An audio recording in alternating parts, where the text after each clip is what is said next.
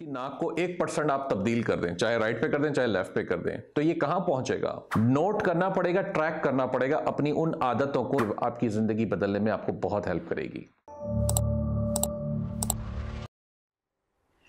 एक किताब पढ़ रहा था मैं, और ये डैरन हार्डी की किताब है द कंपाउंड इफेक्ट। मैंने एक एग्जांपल इसके अंदर पढ़ी है। एक हवाई जहाज जो लॉस एंजलिस से ट्रैवल करके जा रहा है न्यूयॉर्क, बिल्कुल स्ट्रेट है, और जब ये ट्रैवल कर रहा है तो इसकी नोज को, इसकी नाक को 1% आप तब्दील कर दें, चाहे राइट पे कर दें चाहे लेफ्ट पे कर दें, तो ये कहां पहुंचेगा? ये बताते हैं कि जी या तो ये अल्बानी में लैंड करेगा या फिर ये डेलावेयर में लैंड करेगा।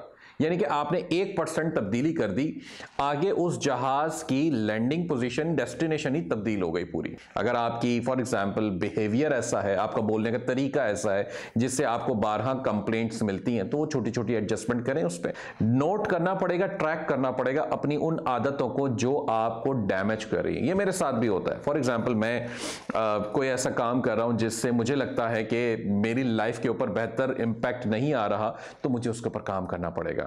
आप इस बुक को जरूर पढ़ें, द कंपाउंड इफेक्ट को। ये आपकी जिंदगी बदलने में आपको बहुत हेल्प करेगी।